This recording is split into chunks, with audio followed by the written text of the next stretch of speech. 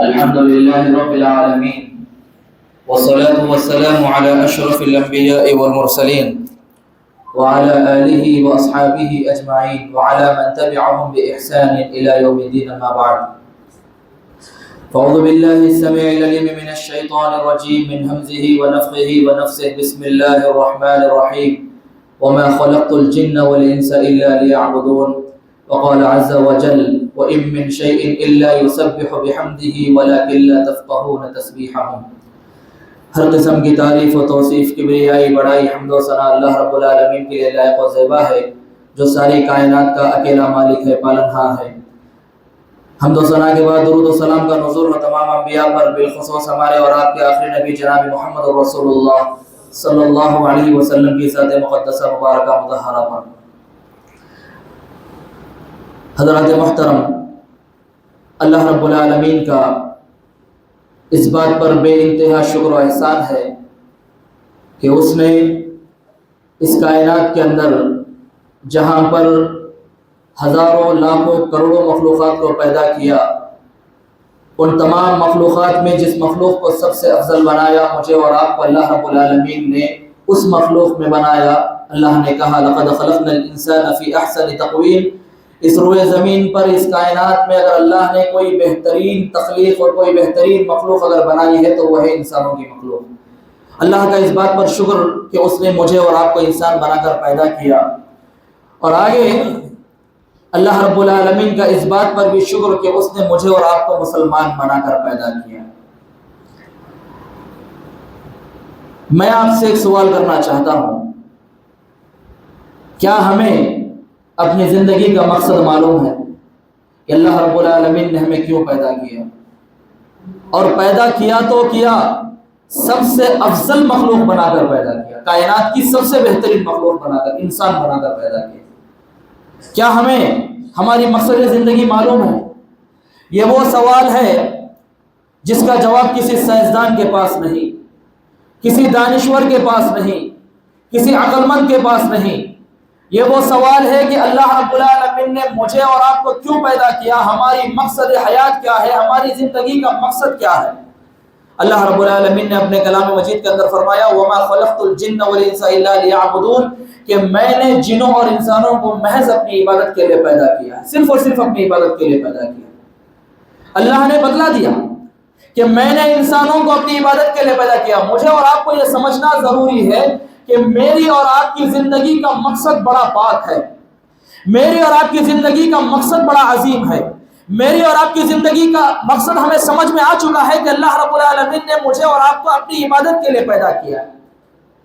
ہم کیا سمجھتے ہیں کہ اللہ رب العالمین نے یہ ساری کائنات، جس کے اندر اللہ رب العالمین نے یہ بلند و بالا آسمان کو پیدا کیا ہے، اتنی وسیع و عریض زمین کو پیدا کیا، یہ بلند و بالا پہاڑ جو ہمیں نظر آتے ہیں، اور ایسے اللہ رب العالمین نے کتنے پہاڑوں کو زمین میں رکھا ہے، یہ چرند، یہ پرند، یہ ہوا، یہ پانی، یہ اللہ رب العالمین نے ساری کائنات کے اندر جتنی بھی مخلوقات کو پیدا کیا، کیا یہ اپنی مقصد تخلیق کو نہیں پہچانتی؟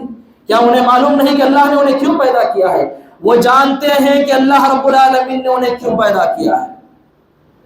پہاڑوں کو معلوم ہے کہ اللہ رب العالمین نے اسے کیوں پیدا کیا ہے، سمندروں کو معلوم ہے کہ اللہ رب العالمین نے اسے کیوں پیدا کیا ہے، ہوا کو معلوم ہے کہ اللہ رب العالمین نے اسے کیوں پیدا کیا ہے، پانی کو معلوم ہے کہ اللہ رب العالمین نے اسے کیوں پیدا کیا ہے. کائنات کا ذرہ ذرہ اپنی مقصد تخلیق کو پہچانتا ہے. اپنا اللہ رب العالمین اپنے کلام مجید کے اندر کہا: وَإِن مِّن شَيْءٍ إِلَّا يُسَبِّحُ بِحَمْدِهِ وَلَكِن لَّا تَفْقَهُونَ تَسْبِيحَهُمْ. کائنات کا ذرہ ذرہ اللہ رب العالمین کی حمد و ثنا بیان کرتا ہے، ذرہ ذرہ اللہ رب العالمین کی حمد و ثنا بیان کرتا ہے. یہ پہاڑ، یہ ہوا، یہ پانی، یہ بلند و بالا آسمان، یہ وسیع و عریض زمین، چرند پرند، اللہ رب العالمین نے ہر ایک کو زبان دی ہے اس کی عبادت کے لیے، اس کی حمد و ثنا کے لیے. ہم نے کیا سمجھ رکھا ہے کہ کائنات کو اللہ رب العالمین نے ایسے ہی بیکار میں پیدا کر دیا، اور یہ کائنات کی جتنی بھی چیزیں نظر آتی ہیں کہ کیا اللہ رب العالمین کو نہیں پہچانتی؟ اللہ رب العالمین کو کائنات کا ذرہ ذرہ بھی پہچانتا ہے، اور اللہ رب العالمین کی حمد و ثنا اور اس کی تسبیح بیان کرتے ہیں. وَلَكِن لَّا تَفْقَهُونَ تَسْبِيحَهُمْ. قرآن کہتا ہے کہ اے انسانوں، تم ان کی تسبیح کو نہیں سمجھ سکتے. وَلَكِن لَّا تَفْقَهُونَ تَسْبِيحَهُمْ. اللہ نے ہمارے کانوں کو یہ طاقت نہیں دی کہ ہم ان کی تسبیح کو سن سکیں. اللہ رب العالمین نے ہماری دماغوں کو یہ سمجھداری نہیں دی کہ ہم ان کی تسبیح کو سمجھ سکیں. اللہ رب العالمین نے اس چیز کو ہم سے پوشیدہ رکھا ہے. لیکن رب کا قرآن کہہ رہا ہے کہ کائنات کا ذرہ ذرہ اللہ کی حمد و ثنا بیان کرتا ہے کہ مجھے اور آپ کا اس بات پر ایمان ہونا چاہیے. آپ دیکھیں قرآن کریم کے اندر اللہ رب العالمین نے بڑی بڑی مختلف صورتوں کو 4 صورتوں کو اللہ رب العالمین نے جانوروں کے ناموں پر رکھا ہے. سب سے بڑی اور عظیم صورت قرآن کریم کی سورۃ البقرہ، اللہ رب العالمین نے گائے کے نام پر اس کا نام رکھا. آپ آگے دیکھیں سورۃ النحل، اللہ رب العالمین نے شہد کی مکھی کے نام پر ایک سورت کا نام رکھ دیا. آپ آگے دیکھیں سورۃ النمل، چونٹی کے نام پر اللہ رب العالمین نے ایک سورت کا نام رکھ دیا. آپ آگے دیکھیں سورۃ العنکبوت، مکڑی کے نام پر اللہ رب العالمین نے ایک سورت کا نام رکھ دیا. کیا سمجھتے ہیں؟ اللہ رب العالمین نے ایسے ہی رکھ دیا. کلام مجید، اس کائنات کی سب سے پاکیزہ، اس کائنات کی سب سے عظیم کتاب قرآن مجید، اس قرآن کریم کے اندر اللہ رب العالمین نے بڑی بڑی عظیم صورتوں کے ناموں کو جانوروں کے ناموں پر رکھ دیا. کیا بتلانا چاہتا ہے اللہ رب العالمین؟ دنیا والوں کو، انسانوں کو، ہم مسلمانوں کو اللہ رب العالمین کیا پیغام دینا چاہتا ہے؟ وہ یہ پیغام دینا چاہتا ہے کہ اللہ رب العالمین نے اپنی عظیم کتاب کے اندر ان بے زبان جانوروں کے ناموں کو اللہ نے یہ رکھ دیا اور ہمیں یہ بتلا رہا ہے کہ اس کائنات کے اندر یہ بے زبان جانور بھی اپنی مقصد تخلیق کو پہچانتی ہیں، اپنی مقصد حیات کو پہچانتی ہیں. اگر اس دنیا کے اندر اللہ کا انکار کرنے والے، اللہ رب العالمین کی دی ہوئی زندگی کا مقصد جن کو پتہ نہیں، وہ ہے انسان.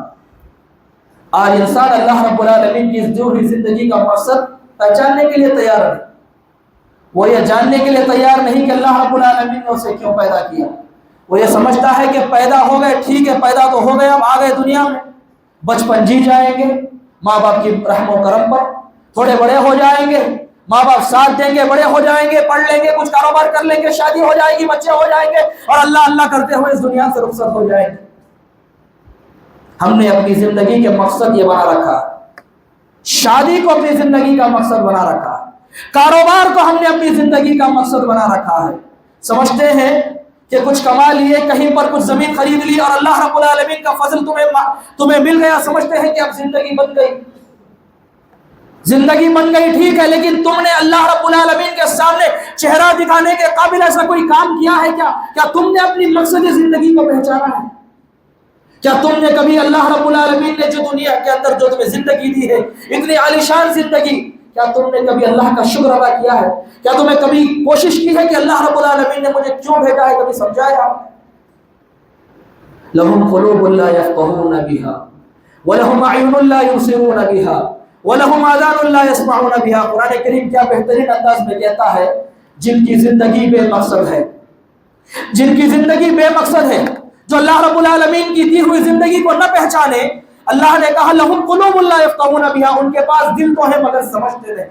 وَلَهُمْ أَعْيُنٌ لَا يُبْصِرُونَ بِهَا، ان کے پاس آنکھ ہے مگر دیکھتے نہیں. وَلَهُمْ آذَانٌ لَا يَسْمَعُونَ بِهَا، ان کے پاس کان ہے مگر سنتے نہیں. حق بات سمجھنے کے لیے تیار نہیں. قرآن کی آیاتیں ان کے سامنے تلاوت کی جاتی مگر سمجھنے کے لیے تیار نہیں، سننے کے لیے تیار نہیں مگر دیکھنے کے لیے تیار نہیں. اپنی زندگی کے مقصد کو سمجھنے کے لیے تیار نہیں کہ اللہ نے انہیں کیوں پیدا کیا ہے. اللہ نے کہا اولئک کالانعام، یہ لوگ جانور ہیں جو سمجھتے نہیں، دل تو ہے مگر سمجھنے کا کام نہیں لیتے، آنکھ ہے مگر دیکھنے کا کام نہیں لیتے، کان ہے مگر سننے کا کام نہیں لیتے. اللہ نے ایسے لوگوں کے لیے کہا کہ جو لوگ اپنی زندگی کے مقصد کو نہیں سمجھتے، اولئک کالانعام، یہ لوگ جانور ہیں. بلکہ اللہ نے آگے یہ بھی کہہ دیا بل ہم اضل، یہ لوگ جانوروں سے بھی بدتر ہیں، جو اپنی زندگی کے مقصد کو نہیں پہچانتے. کتنی بڑی بات کہی اللہ رب العالمین نے. ایسے لوگوں کو جن کی زندگی بے مقصد ہے، وہ اللہ رب العالمین کی مقصد دی ہوئی زندگی کے مقصد کو فراموش کر دیے. اللہ نے ایسے لوگوں کو جانوروں کی صفوں سے بھی باہر نکال کر دیا. کیوں؟ ارے جانور تو اپنی مقصد تخلیق کو پہچانتی ہیں، وہ بے زبان ہونے کے بعد بھی اللہ رب العالمین کی تسبیح بیان کرتی ہیں، وہ بے عقل ہونے کے بعد بھی اللہ رب العالمین کی حمد و ثنا بیان کرتی ہیں.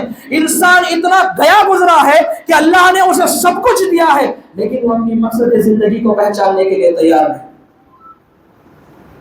اللہ رب العالمین نے قرآن کریم کے اندر ایک سورت نازل کی، سورۃ النمل، جس کے اندر اللہ رب العالمین نے حضرت سلیمان علیہ السلام کی زندگی کا واقعہ کھول کھول کر بیان کر دیا. آپ جب سورۃ النمل پڑھیں گے، اس کی تفسیر پر آپ غور و فکر کریں گے تو آپ کو اس کے اندر ایک واقعہ ملے گا۔ قرآن کریم کہتا ہے وَتَفَقَّدَ الطَّيْرَ فَقَالَ مَا لِيَ لَا أَرَى الْهُدْهُدَ أَمْ كَانَ مِنَ الْغَائِبِينَ۔ حضرت سلیمان علیہ السلام اللہ کے وہ پیغمبر تھے جن کو اللہ رب العالمین نے ایسی سلطنت عطا کی، اس دنیا کے اندر رہتی دنیا تک اللہ رب العالمین ایسی بادشاہت کسی کو عطا نہیں کرے۔ ایسی بادشاہت اللہ نے ہواؤں کو ان کے لیے مسخر کر دیا، جانوروں کی بولی وہ سمجھا کرتے تھے، چونٹیوں کی بولی وہ سمجھا کرتے تھے، پرندوں کی بولی وہ سمجھا کرتے تھے، جنوں سے بات کرتے تھے۔ حضرت سلیمان علیہ السلام ایسی عظیم الشان سلطنت اللہ نے سلیمان علیہ السلام کو عطا کی۔ قرآن کریم کہتا ہے کہ ایک مرتبہ حضرت سلیمان علیہ السلام اپنی فوج کا جائزہ لے رہے تھے، محاسبہ کر رہے تھے۔ وَتَفَقَّدَ الطَّيْرَ فَقَالَ مَا لِيَ لَا أَرَى الْهُدْهُدَ أَمْ كَانَ مِنَ الْغَائِبِينَ۔ اور جب پرندوں کا جائزہ لینے پر آئے، دیکھتے ہیں سارے پرندے ہیں، ایک پرندہ ہدہد نامی پرندہ غائب ہے۔ مَا لِيَ لَا أَرَى الْهُدْهُدَ أَمْ كَانَ مِنَ الْغَائِبِينَ۔ سلیمان کہتے ہیں کہ مجھے کیا ہو گیا ہے کہ میں ہدہد کو نہیں دیکھ پا رہا ہوں، مجھے ہدہد نظر نہیں آ رہا ہے، کیا میری آنکھیں دھوکہ کھا رہی ہیں یا واقعی میں غائب ہے؟ لَأُعَذِّبَنَّهُ عَذَابًا شَدِيدًا أَوْ لَأَذْبَحَنَّهُ أَوْ لَيَأْتِيَنِّي بِسُلْطَانٍ مُبِينٍ۔ حضرت سلیمان کہتے ہیں کہ ہدہد نامی پرندہ غائب ہے، اگر وہ اپنے غائب ہونے کی کوئی وجہ بیان نہ کیا تو میں اسے سخت سے سخت سزا دوں گا یا اسے میں ذبح کر دوں گا۔ قرآن کہتا ہے فَمَكَثَ غَيْرَ بَعِيدٍ، ابھی تھوڑی ہی دیر گزری، فَقَالَ أَحَطتُ بِمَا لَمْ تُحِطْ بِهِ وَجِئْتُكَ مِنْ سَبَإٍ بِنَبَإٍ يَقِينٍ۔ وہ پرندہ آ لوٹا حضرت سلیمان علیہ السلام کے پاس اور کہنے لگا فَقَالَ أَحَطتُ بِمَا لَمْ تُحِطْ بِهِ وَجِئْتُكَ مِنْ سَبَإٍ بِنَبَإٍ يَقِينٍ، کہ میں قوم سبا سے ہو کر آ رہا ہوں، وہاں کی سلطنت کے متعلق میرے پاس ایک ایسی خبر ہے اے اللہ کے نبی حضرت سلیمان جس کا علم آپ کو نہیں ہے۔ میرے پاس قوم سبا کے متعلق ایک ایسی خبر ہے جس کی خبر آپ کو نہیں ہے۔ انی وجدت امرأة تملکہم وأوتیت من کل شیء ولها عرش عظیم، کہ میں قوم سبا سے ہو کر آ رہا ہوں، وہاں پر میں نے دیکھا کہ ایک عورت ملکہ بنی ہوئی ہے، اپنے لوگوں پر حکومت کر رہی ہے۔ مجھے اس بات نے حیرانگی میں ڈال دیا، ایک عورت بادشاہت کر رہی ہے، ایک عورت حکمرانی کر رہی ہے، اور اس سے بھی بڑھ کر اس بات نے مجھے حیرانگی میں ڈال دیا وجدتها وقومها يسجدون للشمس من دون اللہ، کہ وہ قوم جس کو اللہ رب العالمین نے سب کچھ دیا ہے، آرام اور آسائش دنیا کا اللہ رب العالمین نے ہر آرام اسے دیا ہے، لیکن حالت یہ ہے کہ وہ ملکہ اور اس کی قوم کے لوگ سورج کی عبادت پہ لگے ہوئے ہیں۔ انہوں نے اپنی زندگی کے مقصد کو بھلا دیا ہے، اللہ نے سب کچھ دیا ہے انہیں۔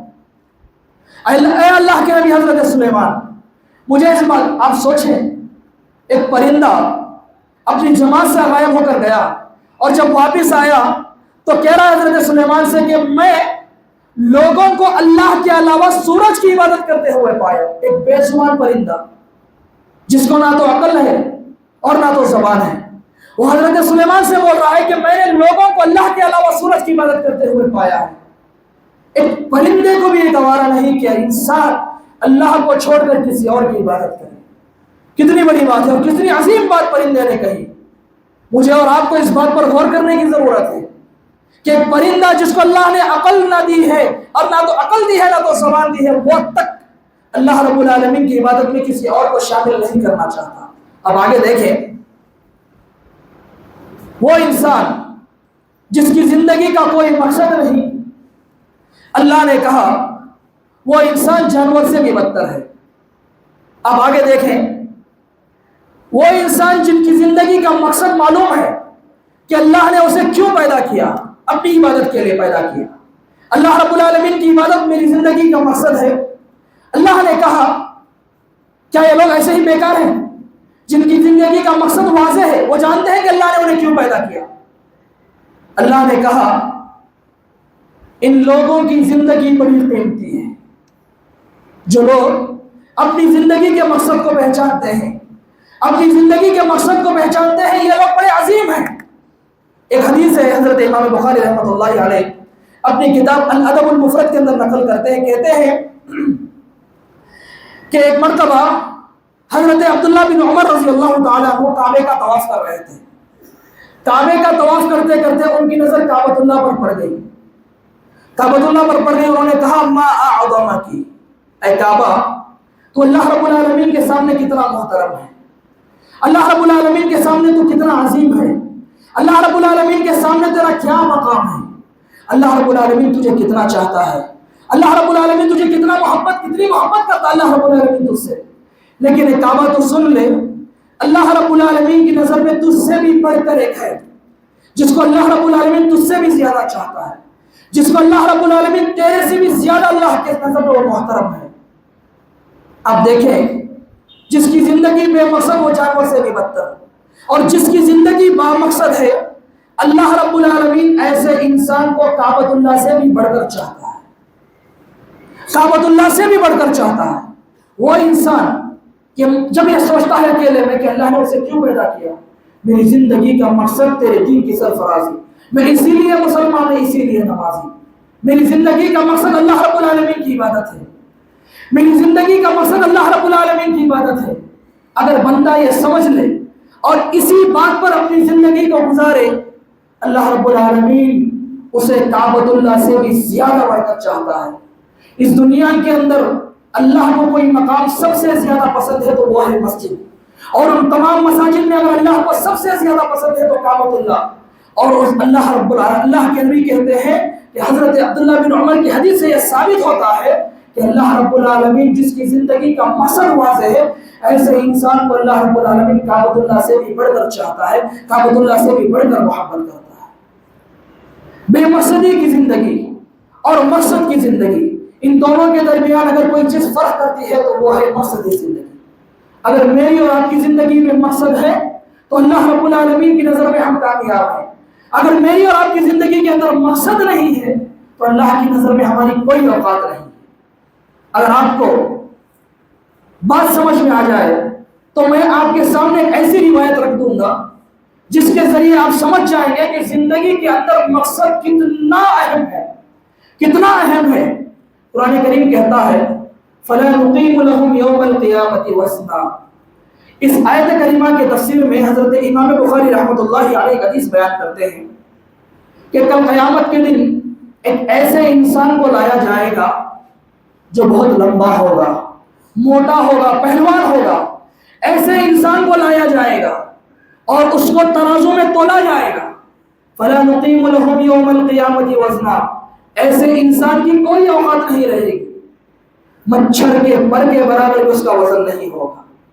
وہ انسان جو پہلوان ہے، موٹا تازہ ہے، اونچا لمبا ہے، لیکن اس کی زندگی بے مقصد ہے، اللہ رب العالمین اس کی کوئی اوقات قیامت کے دن نہیں رکھے گا. جس کی زندگی بے مقصد ہے. آپ آگے دیکھیں، ایک حدیث ہے جس کے اندر حضرت عبداللہ بن مسعود رضی اللہ تعالیٰ عنہ ایک درخت پر چڑھے ہوئے ہیں کھجور کے. آپ کھجور صاف کر رہے ہیں، اچانک ہوا تیز چلتی ہے، ایک دم تیز چلتی ہے. تو حضرت عبداللہ بن مسعود دبلے پتلے آدمی تھے، بہت پتلے آدمی تھے. حضرت عبداللہ بن مسعود ڈر گئے کہ کہیں میں نیچے نہ گر جاؤں، تو انہوں نے درخت کو مضبوطی سے پکڑ لیا، درخت کو مضبوطی سے پکڑ لیا حضرت عبداللہ بن مسعود. صحابہ دیکھتے ہیں کہ ہوا تیز چلی تو حضرت عبداللہ بن مسعود کے پیروں سے ان کا کپڑا ہٹ گیا. ان کی پتلی پتلی پنڈلیاں صحابہ کو نظر آ گئی. پیروں کی پنڈلیاں اتنی پتلی تھی کہ صحابہ کرام کی ہنسی چھوٹ گئی بے ساختہ. نہ چاہتے ہوئے بھی صحابہ کرام ہنس پڑے. اللہ کے نبی صلی اللہ علیہ وسلم کو پتا چلا. اللہ کے نبی نے اپنے صحابہ سے پوچھا کہ کیوں ہنس رہے ہو؟ صحابہ نے کہا اللہ کے نبی ماجرا یہ ہے کہ حضرت عبداللہ درخت پر چڑھے ہوئے ہیں، ہوا تیز ہو گئی، ڈر کے مارے وہ درخت کو مضبوطی سے پکڑ لیے، لیکن ان کے پیروں پر سے ان کا کپڑا ہٹ گیا. اللہ کے نبی اتنی پتلی پنڈلیاں ہیں کہ ہماری ہنسی چھوڑ گئی. اللہ کے نبی صلی اللہ علیہ وسلم نے کہا کہ جن پنڈلیوں کا تم آج مذاق اڑا رہے ہو، جن پنڈلیوں پر تم ہنس رہے ہو، کل قیامت کے دن اللہ رب العالمین ان پنڈلیوں کا جب میزان حسنات پہ تولے گا تو ان پنڈلیوں کا وزن بہت پہاڑ سے بھی زیادہ شمار ہو جائے گا. سبحان اللہ و بحمدہ. ان پتلی پنڈلیوں کا وزن کل قیامت کے دن میزان حسنات میں بہت پہاڑ سے بھی زیادہ تولا جائے گا. آپ دیکھیں ایک پہلوان نما انسان جس کی زندگی بے مقصد ہے، وہ پہلوان ہوتے ہوئے بھی اللہ رب العالمین اس کا وزن مچھر کے پر کے برابر بھی نہ رکھے گا. اور ایک صحابی جو دبلے پتلے ہیں ان کی پنڈلیوں کا یہ عالم ہے کہ ان کی پنڈلیاں کل قیامت کے دن میزان حسنات میں بہت پہاڑ سے بھی زیادہ شمار کی جائے گی. آپ دیکھیں ان دونوں کی زندگی کے اندر اگر کوئی چیز ایک کو برباد کر رہی ہے تو وہ ہے مقصد زندگی, اور ایک کی زندگی آباد کر رہی ہے تو مقصد زندگی. ایک پہلوان کی جس کی زندگی میں مقصد نہ آئی, اللہ رب العالمین نے ایسے انسان کی زندگی کو بیکار کر دیا. اور ایک صحابی جو غریب ہیں, جو پتلے ہیں, جن کی پنڈلیوں کا یہ عالم ہے کہ کل قیامت کے دن ان کی پنڈلیوں کا وزن بہت پہاڑ سے بھی زیادہ شمار کیا جائے گا. مجھے آپ کے سامنے یہ پیغام دینا ہے کہ مجھے اور آپ کو اللہ نے کیوں پیدا کیا. ہماری زندگی کے ہر لمحے میں مجھے اور آپ کو یہ بات سمجھنا ضروری ہے, چاہے وہ تجارت ہو, چاہے وہ ہمارے معاملات ہو, چاہے وہ ہماری عبادت ہو, چاہے وہ ہمارا اٹھنا بیٹھنا ہو, چاہے کوئی بھی عمل ہو, ہماری زندگی کے ہر عمل میں ہماری زندگی کا مقصد چھپا ہوا ہے. ہماری زندگی کا مقصد اللہ کی عبادت ہے, اللہ رب العالمین کی رضا ہے. دنیا میں جب تک رہے ہم یہ سوچتے رہیں کہ اللہ رب العالمین نے مجھے اور آپ کو کیوں پیدا کیا, اور اس مقصد کو پورا کرتے رہیں, تبھی جا کر اللہ رب العالمین کے سامنے ہماری زندگی ایک با مقصد ہونے کے ساتھ ساتھ اللہ کے سامنے ہماری زندگی پیش کی جائے گی ایک مقصد کے ساتھ. اگر ہماری زندگی کے اندر مقصد نہیں تو اللہ رب العالمین ہماری زندگی کو دنیا کے اندر بھی برباد کر دے گا, اور آخرت کے اندر ہماری زندگی کا کوئی وزن نہیں اور کوئی اوقات نہیں. دعا ہے رب العالمین سے کہ اللہ رب العالمین جو باتیں کہی گئی مقصد زندگی کے متعلق, اللہ رب العالمین مجھے اور آپ کی اپنی زندگی کے مقصد کو پہچاننے کی, اور اللہ رب العالمین اس کے مقاصد جو بھی اللہ نے ہماری زندگی کا مقصد رکھا ہے اپنی عبادت, ان مقاصد کے تقاضوں کو پورا کرنے کی توفیق عطا فرمائے. آمین. اقول قولی هذا استغفر الله لي ولكم ولسائر المسلمين فاستغفروه انه هو الغفور الرحيم.